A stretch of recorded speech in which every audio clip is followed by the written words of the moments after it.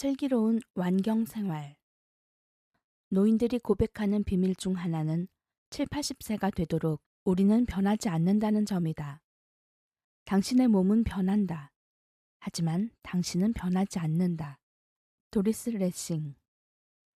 오랜만에 꽃시장에 갔다. 시장 안은 벌써 봄이었다. 노란 프리지어가 많았고 갖가지 색깔의 튤립도 겹겹이 쌓여 있었다. 노란색에 주황색이 조금 섞인 망고 튤립과 하얀 튤립을 샀다. 봉오리 단면이 네모였다가 터지면 별 모양처럼 되는 분홍색 부바르디아와 헬레보로스라는 처음 보는 꽃도 샀다. 너무 많이 샀나 걱정했지만 집안에 꽃잔치가 열린 듯 풍성해지자 그 마음도 금세 사그라들었다. 하지만 실내가 건조하고 더워서 그랬는지 일주일도 못 가 꽃이 시들기 시작했다. 화무 11홍이라 하더니 열을 가는 붉은 꽃은 없다는 말이 떠올랐다.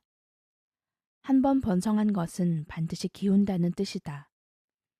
만개했던 꽃도 반드시 지듯이 세상에 영원한 것은 없다. 영원한 권력도 영원한 젊음도 없다고 곱씹다 보니 나에게 찾아온 완경이 생각났다. 여성이 나이가 들어 배란이 멈추고 여성 호르몬이 감소해 월경을 하지 않는 상태를 지금까지는 폐경이라 했다. 하지만 나는 다친다, 막힌다는 부정적인 의미의 폐경 대신 월경을 완결했다는 의미의 완경이란 단어를 쓰자는 운동에 찬성해 완경이라 부른다. 나는 오른쪽 난소를 떼어내는 수술을 한 후 호르몬 치료 때문에 일시적인 완경을 겪었다.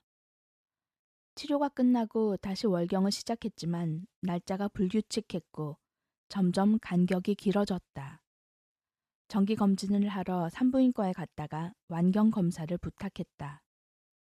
며칠 후 완경이라는 검사 결과 전화를 받았다.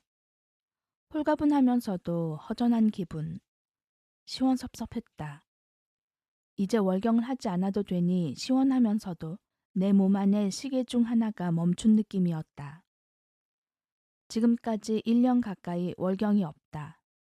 일반적으로도 1년 동안 월경이 없으면 완경으로 진단한다. 2018년 대한폐경학회가 발표한 우리나라 여성의 평균 폐경 나이가 만 49.3세라고 하니 이상할 것도 없었다. 갱년기 증상이 본격적으로 시작됐다. 평소 에어컨 바람을 좋아하지 않았는데 올여름엔 열이 확확 올라 계속 에어컨을 켰다. 혹시 나만 더운 거야? 가족들에게 묻고 다녔다. 가족들이 덥다 하면 괜스레 안심이 되었다. 갱년기에는 체온 조절에 큰 역할을 하는 여성 호르몬인 에스트로겐 수치가 급격히 떨어져 체온 조절 기능이 저하된다. 체온이 조금만 올라가도 화끈거리고 체온이 조금만 떨어져도 추위를 더 많이 느끼게 된다. 오랜만에 대화를 시작한 대학 동창 단톡방에도 온통 갱년기 이야기였다. 더웠다 추웠다 해서 에어컨과 카디건을 끼고 산다고 했다. 얼굴이 화끈거리는 안면 홍조뿐 아니라 손등과 발등에만 열이 나기도 한다고 했다. 홍삼을 먹어라, 석류를 먹어라, 호르몬제를 먹어야 하는데 부부관계의 불편함은 어떻게 하면 좋으냐.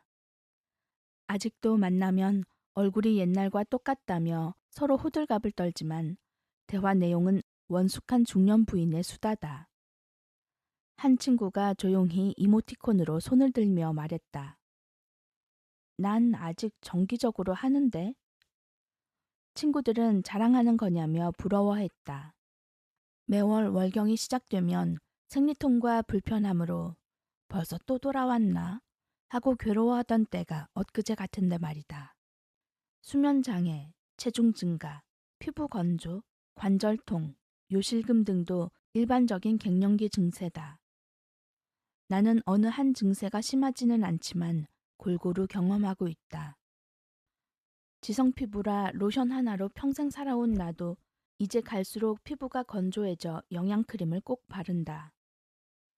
자다가 과도하게 땀을 흘려 한밤중에 일어나 옷을 갈아입고 자기도 했다. 기침이나 재채기 할 때 소변이 새는 요실금은 특히 자연분만한 여성에게 많이 나타난다. 두 딸을 자연분만한 나 역시 취미로 하는 발레 수업 때 점프를 뛰다가 나도 모르게 찔끔해 무척 당황한 적이 있다.